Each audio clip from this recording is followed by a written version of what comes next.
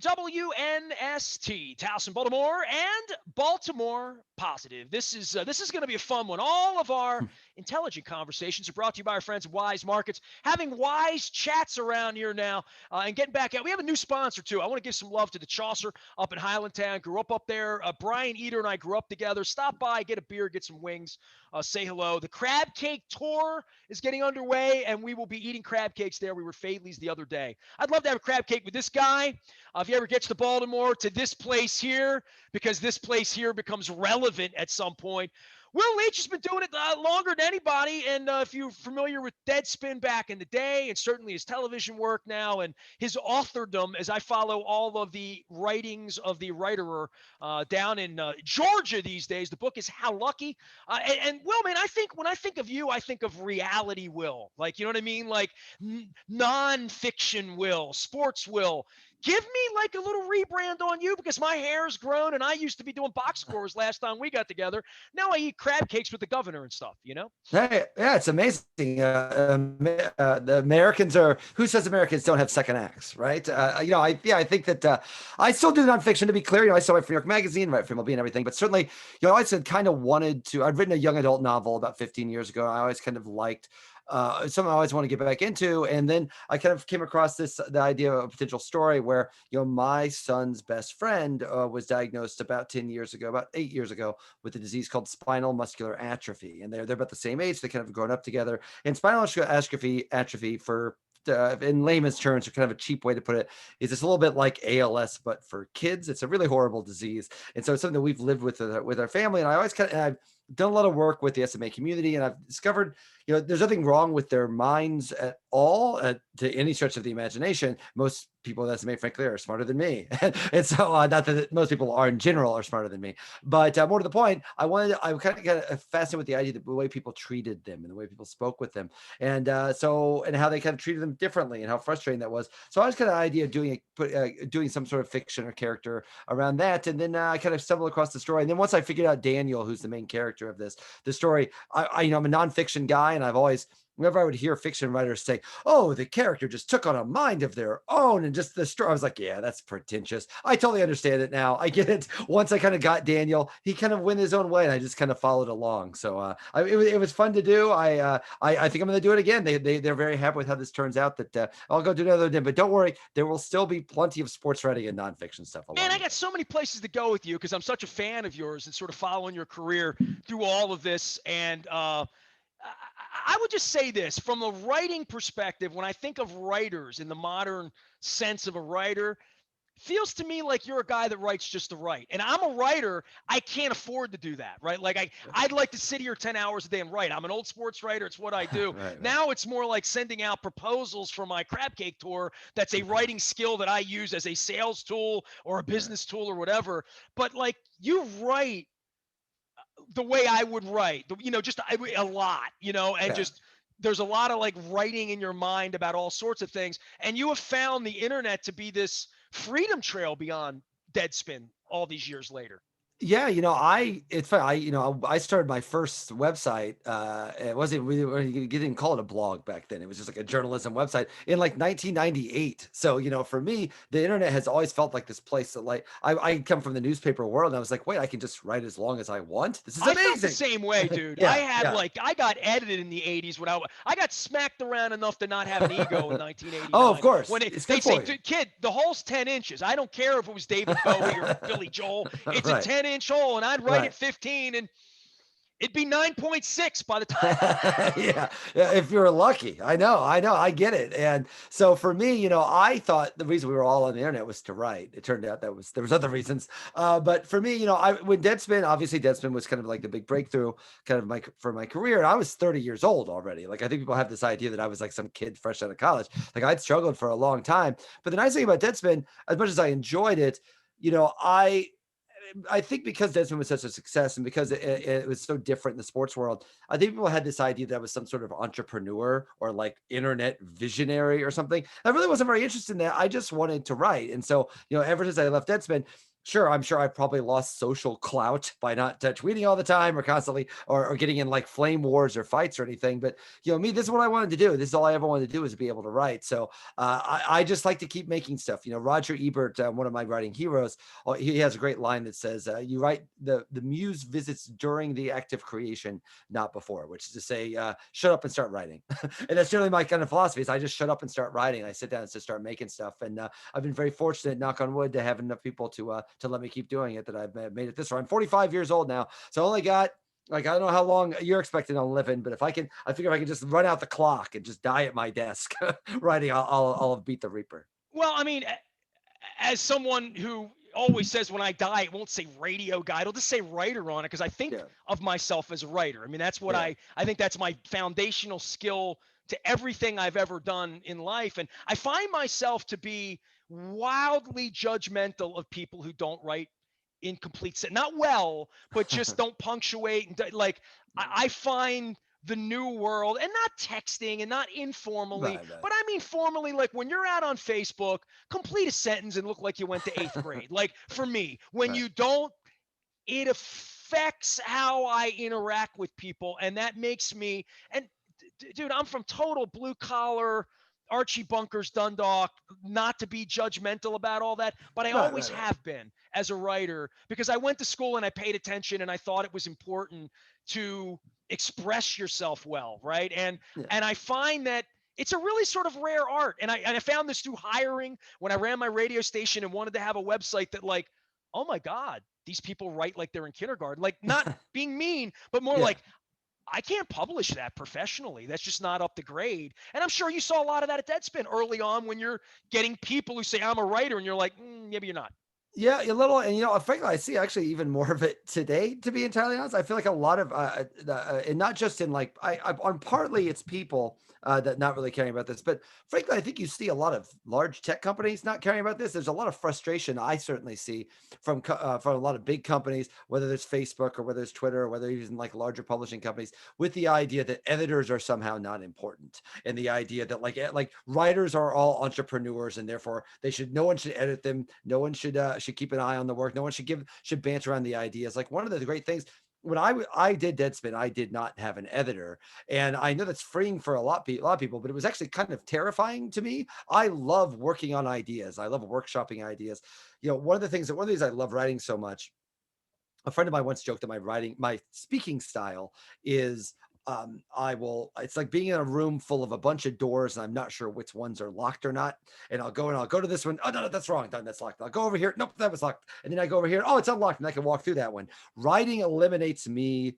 I'm able to edit myself and I have someone edit me and they eliminate me going through the locked doors. And so I'm able to speak clearly. I'm able to express myself and communicate. And I do think one of the problems with communication in general, the reason we're always kind of yelling at each other, the reason everything is kind of truncated and it feels like the conversations get flattened. Like there's a lot of complicated, complex things to discuss in the world, but everything gets flattened because everyone is kind of talking past one another, or they're being clipped, or they're assuming the worst of the other person. I have firmly believe that if everyone just listens for a second and speaks clearly, I actually think people have much more in common and are generally more human, and there's more connection than possible. One of the themes of How Lucky is the idea that Daniel, who's unable to speak, is consistently frustrated because he can't be heard and people won't listen. And that is something that I hope I meant to be a theme of the book, because I do think as a big part of modern society, it's hard to just like, okay, can we just sit down and have a conversation and see if we can come to a place where we're all in a place of agreement. For me, that's what writing does, is a way to express myself and try to hear the way other people express themselves at their best. And unfortunately, the way social media is set up and the way kind of media is run, we're in too much of a hurry. We have to hear what you have to say real fast. And if you say one thing they disagree, you're wrong, and it becomes a big fight. And I maybe that's the way the internet is now, and maybe it's going forward. But I know myself well enough to know that I'm not going to be very good at that. what's the old song? Everybody's talking at me, right? Will Leitch is here. The book is How Lucky. He's a writer of writings, and you can follow him. Dude, at some point, a beer at the 40 Watt Club feels like something that has Oh, to happen. You know, I it'll be mean, good. They're going to be happy to get that open. Some shows going down here. There's no question. oh man, I got to make that happen. So there's so many directions to go here, but I want to go a little bit more into your book and peel back this kindness part of How Lucky and this beautiful story. And I don't want to be disrespectful anyway, but Deadspin was kind of mean at various points and certainly got a lot meaner, after you lost control of this. This thing over 20 years, I was nasty Nestor in the 90s. I was never particularly mean to Right. anybody except the jerk that owned the baseball team. But there is a switch in all of us. My wife had cancer in 14 and 15, and watching doctors keep her alive and seeing the magnanimous nature of this man in Germany who saved her life twice. So I've had that journey. I've had two people in my life intimately incapacitated to the degree that you speak of. The valedictorian of my high school who had a 1590 on his SAT, bro, and was a really gifted person. Went to Virginia Tech. He was an engineer. Found himself on Canadian crutches at our 5-year, in a chair at our 10, on a gurney at our 20. We lost him about 10 years ago. So I had this long relationship with a person that couldn't communicate with me as well as he'd like to. OJ Bergantz would be the other person, and everybody in my world knows OJ. OJ used to sit in my studio, ham it up with me. Now, when I see him, he communicates slowly with his eyes on this device that's insane. But there comes a point when I'm there, and the best of me has to come out and get in that room and say, all right, OJ loves me. He's seeing everything, hearing everything, and talking at me, with me, to me. And I just need to sit here and let him get it out. And it's going to take a minute through that computer, but this is a miracle. And I guess the how lucky and having someone in your life, it's impacted everyone in your life. And I would think makes your kids kinder. Yeah, I would say certainly from my own perspective, I would argue that Deadspin was. I wouldn't say Deadspin was mean. I would say Deadspin would called out people that had not perhaps not used to being called out. But Fair enough. that's a It fair. took on a whole different life than what you wanted it Yeah. to be. I don't think Oh, there's which any I doubt know. about I that. mean, more to the point. Like I think that I do think, however, that I think we all, as we get older, our perspective on things change. I mean, listen, I lived in one of the things I always joke. I lived in New York City for 13 years. I've now lived in Georgia for about 8. And when I lived in New York, my 5 best friends all worked in media. And so whenever we got together, we all talked about media stuff and who was going here and who was going here and what was happening in this. And when I moved to Georgia, like just nobody cared what I did anymore, which was great. It totally like gave me a better perspective on everything. I didn't like there's nothing that bores me more than like media stories or who's got this job. I just don't care about the stuff because it's just a job. Now it's a job that I love and I think I'm good at and I care deeply about, but I also don't think that the average person actually really cares about that stuff. It's given me a better perspective in a lot of ways. And it's also, I mean, anyone that has kids can tell you that you can't help but expand your perception of the world, and to see particularly, I mean, we don't have to go down this rabbit hole, but I think that I would argue I that in love a rabbit holes. It's what I do here. Please yes, do true. go down that And rabbit hole. well, I just be the more like the collective. I would say that it is reasonable to look at perhaps of the country and think that maybe the world's gotten a little cruder and meaner over the last 5 years. It's something that maybe you want to protect your kids from. And I God and bless your state, and God bless everyone that voted for freedom in their state. I'll just put that in there right now. and again, to me, it's like, I mean, politics is one thing, but I mean, I think it's just another thing to, I mean, frankly, to have 2 little kids and then turn on the television and having the president of the United States calling people like third grade names that you would ground your child for saying. And so I don't think that people are actually like that. And I think that because of the success or the megaphone that we had over 5 years, I think everything's just gotten a little bit cruder. And I think people have felt a little bit more comfortable letting kind of the worst parts of their personalities come out a little bit. And one of the things that I was hoping for the book to do is, Daniel believes that people are good. It is very a fundamental nature of his personality. He talks a lot about how, like, sure, when you go on the internet, there's a lot of mean things. You'll see him all the time because no one ever says, hey, someone opened a door for me today and puts it on Twitter. Like, Twitter is naturally the sort of thing that is a reactionary and there's always a kind of negative bent. But his belief is that people want to be good, even when they are not always at their best. And clearly during the pandemic, I was not always at my best. I think a lot of people have not always been at their best, but people want to be good. And I truly believe that. And I think Daniel truly believes that. I think Daniel's experience has kind of spoken to the kindness that he sees in his everyday life. So I did, certainly I want to tell Daniel's story, and hopefully it's a mystery and hopefully it's funny.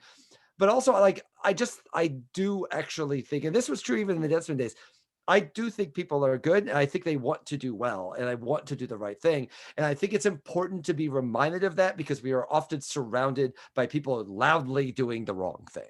And so Oh, there's no doubt, especially in sports, right? Like, I yeah, mean, oh yeah, that's where Deadspin came in. That's where I came in to say, this guy's doing a lousy job. He's doing horrible things. Somebody has to report that, right?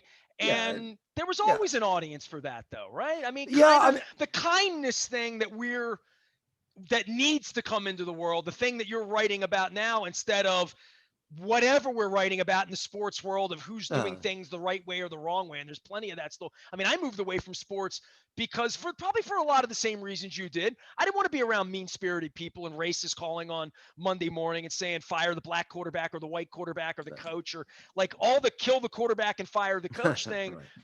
And I sense this in you, Will. It's not why our parents made us love baseball, right? I mean, like, I didn't Yeah, get into sports for that or into sports journalism for that. I got into it because I love sports, not because I wanted to rip it down or be ripped down or be a yeah, yeah. part of that kind of conversation, you know? And listen, it can be sad to see too because I have friends. I mean, obviously, I've worked in sports media for a long time. I still do, and I have a lot of friends who like it's almost hard not to become cynical about it. And when you work in sports media for that long, and for me, one of the foundations of Deadspin, really one of the foundations of my sports writing now, I love sports. Sports is too important for me to start getting cynical about it. I can't put it any better than that. Like, if I wake up in the morning and I'm like, ugh, all What if right, you baseball felt about stuff, the Cardinals the way I feel about the Orioles? What if you had been treated like it'd complete be hard. shit for Yeah, all of your adulthood? Like, when all you ever wanted to do was love the team. I built a sports radio station to love them. They threw me out 15 years ago, and I'm at the point. My last name's Aparicio, bro. I get right, at it right, right. honest. I am here because my people came from Venezuela. My father came with his cousin who was a Hall of Fame baseman, and I don't go, and I'm boisterous, and everyone around me says I don't go either. And I'm like, what would make you go? You still love it. And I Yeah, want to love it again. I want someone to buy it. I want Cal, whatever. But it is really difficult when I'm you've sure. been through the cycle, no matter if you're a Knicks fan, it doesn't matter, whatever you're a fan of, even if you're an Alabama fan, it's sort of screwed up, right? Yeah, well, the way that I approach it, and I mean, it's easier for me because I didn't have the specific circumstances that you had, which obviously were very difficult. But the way I always think of it is, in 50 years, whoever owns the Cardinals, whoever owns the Orioles, whoever owns the Knicks, maybe hopefully the Knicks, the players are going to be gone, the owners are going to be gone, the coaches are going to be gone, the executives are gone. All of those people are going to be gone. They're going to have nothing to do with the franchise, but the fans are still going to be there and the fans' kids are going to be there. The one constant that all of these things have are actually the fans. Everyone else is in it professionally by definition. And I'm fortunate enough to be able to get paid for my writing about sports, but trust me, I buy way too much St. Louis Cardinals and Illinois basketball crap. I feel like I'm finally getting caught up on the money that I've given to sports throughout all the years. And, I still love it. And always tried to remember that. It's why for example, like I'll go to Busch Stadium and I think I'm doing an interview with next time at Busch Stadium about the book before the game, but I won't sit in the press box at Busch Stadium. Like that's just kind of my You're a fan rule. there. I'm a fan there, and I've sit in the press box at other places. I've been to the World Series. I'll sit in press boxes. I've been to the Super Bowl. I'll do it. But like for me, the Cardinals are like I started liking sports because I liked the Cardinals and then discovered, oh, there are other sports. And like that's like a sacred kind of thing for me. I have to draw those lines because the minute I see it, I see it from good-hearted people that have been doing this for a really long time, that just at a certain level, whether it's the way they're treated by executives or the way they're treated by fans, the way they're treated by social media. They wake up and be like, you know what, sorry, sports is not fun for me anymore. And I don't know, I just couldn't do it. Like I write about a lot of things, whether it's sports or politics or movies or anything, and I can't do it without an enthusiasm for the topic. I worked as a business reporter for about 2 years and was horrible because I do not care about financial reporting. I was really, really bad. I thought I could like, oh, I'll be a good journalist. I'll learn about the topic, and therefore I'll convey this knowledge to the reader because I've learned all this stuff. And I just couldn't do it because I just didn't care enough. I just didn't care enough, and therefore there was inevitably a ceiling on it. That to me is the cost of entry for me to be able to write about something, is I have to care about it. And if I ever lost that about sports, I just don't have any business writing about any sports. Some people can do that. Some people have that professionalism that I actually respect. I wish I could do that, but I cannot write about sports without being emotionally invested in it, and even partially like, and even like my favorite team, cheering for my favorite team. Like I write about the Cardinals MLB.com, and it's not like I say, you know who stinks? Every player on the Cubs. Like I guess there's a certain amount of objectivity you have to have there, but I also don't hide the fact that I'm a Cardinals fan and I hope they win. And I think if I were doing that, I would be lying to the readers in the same way I'd be lying to the readers if I was pretending to be enthusiastic about sports when I wasn't. I'd embarrass him if I call him one of the best writers in America, but he probably knows it. He's Will Leitch. He is here. You can follow him at William F. Leitch. It's spelled a little funny, Leitch, if you're looking for him. How Lucky is the book, and I've been lucky enough to be reading his work since Deadspin back in the day. So I'm going to give you my writer story and my writer pal. I'm going to act like one of your New York buddies, okay? So back in 13, the Ravens win the Super Bowl. I wrote a book on the first one with Brian Billick and Marvin Lewis, David Modell, the first time around. The second time it was called Purple Rain. I never got sued by the purple guy himself, Reign. I'm still waiting. At some point, somebody from Minnesota is going to send me some paperwork on that. I didn't make enough money on it, which is the point of the second book. I write the second book after Joe Flacco wins the Super Bowl, and with Ray Lewis's last ride after being hurt, Ed Reed goes out, the Jacoby Joe, like this incredible story. They wound up playing a home game because they made a 4th and 29 in San Diego on a screen pass to Ray. So all of these miracles, the book wrote itself. Brian Billick's my partner in life and business, and he said, "Hey, how's the book coming along?" And I'm like, well, you get shot in the first chapter, Bri. Sorry. And that's how the book begins, the Harbaugh era. So I write this book and I'm all enthusiastic, right? Because to your point, there's nothing in life I love more than the Ravens, right? Like they're my life to your Cardinals. I was here when they came off the boat for all the above reasons. So, right. So I write this book and I'm going to the Ravens fan convention, Will, down in Ocean City, Maryland. It's Father's Day week. All right. So there's 12,000 Ravens fans ginned up, beer in the tubs in the hotel rooms, old school, right? So they have a parade they've been doing since the Colts corrals in the day. And I go down there with my books. I'm like, I'm going to sell some books this weekend, man. These are all Ravens fans. We just won the Super Bowl. $20. I got DVDs, CDs, posters, the whole deal. I go down there and I sat there in the heat and I watched people come by with bird heads yelling, Super Bowl, we won the Super Bowl. And I got a book.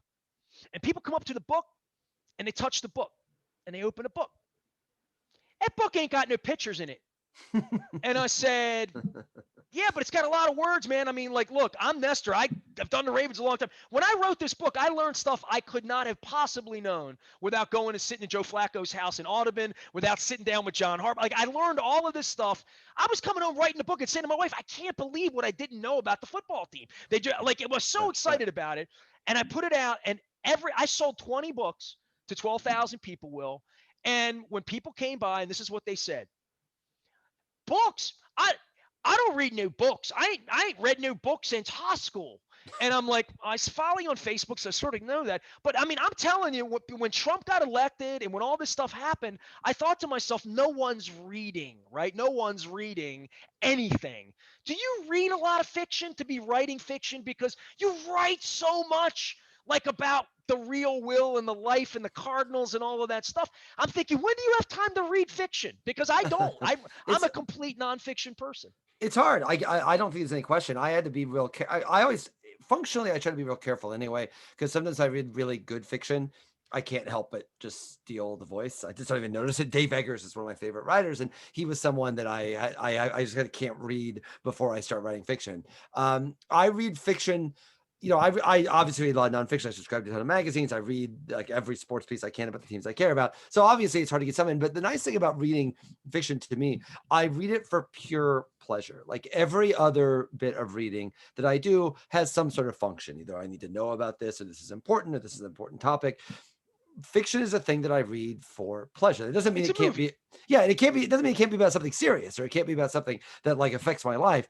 But yeah, to me, reading fiction is, it's meant to be entertaining and pleasurable. And I know that not everybody feels that way about fiction. I know there's a certain serious writer sort of thing that like you're trying to capture the human condition and bring down and let people know how difficult life can be. And I hopefully there are some difficult circumstances in How Lucky. I don't mean to imply that, but certainly I feel like a book should be entertaining. And first, like I think that's actually the most important thing a fiction book should do, and is to entertain first in the same way that a movie does. You know, again, going back to Roger Ebert, his thing was always that like a movie has to be entertaining. It doesn't mean it has to be stupidly entertaining. It doesn't have to mean it has to be dumb, but it has to entertain before it can do anything else. And I do kind of feel that way. And so there's a lot of things that are going on in How Lucky, and some things that are serious, some things that are sad, some things that are funny. But more to the point, people have to enjoy the experience of writing it and of reading it. But if someone is, it's like, I don't read books, I'm not going to read books at all. I kind of just like, I'm not going to. I feel like I can't talk them into it. Like I can't like put a cookie on top of every book. Like at a certain level, you have to meet me enough to be like to want to read it. And if they don't, that's okay. There are people that will, and there's a ton of things. A ton of people love bird watching. Like they love it. I don't care. I'm not interested in watching in bird watching. So that doesn't mean there's anything wrong with them or wrong with me. It's just something that we Right do where I this am with differently. golf, kind of, Yeah, sort of like. I'm also there like that with golf. Just Brother. don't need to Yeah. spend the day doing that. I No. haven't read Hemingway. That's what I always say. I'm like, I don't have enough time to read Hemingway. Have you read Hemingway, Will Leitch? I've read Hemingway, but it's been years. I mean, it's been years, and I think that I think that now. I mean, the nice thing What's your about favorite books, book? Give me a book that, other than How Lucky, like what's a book that I should read that I haven't read? I would say, if we're going back to books that really kind of inspired me, I would say that A Heartbreaking Work of Staggering Genius by Dave Eggers. It's actually a memoir. It's not fiction. Say that It's called A again. You Heartbreaking broke Work. up on us. It's called A Heartbreaking Work of Staggering Genius. Dave Eggers has written many books, but that was his breakthrough book. It's actually a memoir about how right when he was about to graduate from college, both of his parents died separately within like 6 months of one another, and he had to raise his younger son. But it's very I'm sorry, his younger brother. It's this very smart, very sweet, very sad, but very funny kind of like postmodern book to me that is like what writing can do and what right kind of a step. It's also a very Generation X book, kind of a Generation X kind of tentpole sort of book. That to me is a book that when I read that, I thought, okay, I'm gonna have to figure out what I do with my life and career because I can't do that. I'm physically incapable of doing that. And hopefully, I'm figuring out what I can now. But for me, that's a book that really kind of wiped me out to this day. I try to read it every couple of years to remind me, but not before I write fiction because then I'll just steal the voice. It's the craziest thing in the world. I've been writing since I was 8 years old, and sort of professionally since I was 15. I have never, ever stroked a sentence of fiction of any kind or thought like I just don't think it's a skill set. I've done radio for 30 years. People are like, you'd be good at play by play. I'm like, no, I would not. I have done it. I have embarrassed myself. No. So for you, did you ever write fiction? I mean, was it something you practiced at in high school or something? I never wrote a poem either, by the way. I've definitely never wrote begin. I have definitely never wrote a poem. That part is Right. true. I've never written a poem. I would not know how to do that. For fiction, it's funny. At first, I thought doing with all the nonfiction I do, going into fiction would be a little easier because the problem with writing nonfiction, of course, is that you're stuck with what actually happened. You have to just stick to the dumb facts of the things that went on. Whereas with fiction, you're like the god of the universe. You'd be like, you know what? I want that person to walk in that room, so I'm going to make him walk in that room. The problem with that, this is what I'm going to make her look like. Yeah, exactly. But the problem with that, though, is in nonfiction, particularly in the last few years, we've all just kind of accepted that if someone does something irrational or unusual, we're just like, yep, people are kind of crazy. People will do strange things. But in fiction, everything has to have a justification. Everything has to everything has to fit and click in a certain way.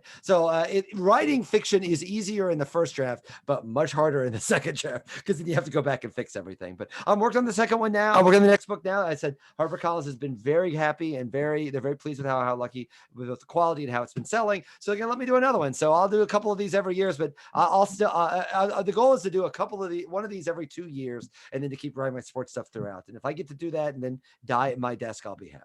How Lucky is the book? Will Leitch is our guest. I know our time is short. I really appreciate you spending some time. I remain your biggest fan in Baltimore, and one day, crab cake and a beer on us. You'll never have a tourist crab cake in this town, Will. I promise you. Absolutely, I promise. Good luck with the book, man. Of course, thank you very much. I love to get there, and please holler anytime. Keep the great work. One day, it's my goal to be significant enough to be a guest on your show, so I'm going to keep working on that. Right? Okay, well, we can make that happen. Will Leitch joining us here. He's William F. Leitch out on Twitter, and the book is How Lucky. A crack at fiction from the original Deadspin guy who loves the Cardinals in Illinois. We appreciate you, Will. Take care of yourself down in Athens. I'm Nestor. We are WNST.net, AM 1570, Towson, Baltimore, and we never stop talking Baltimore positive.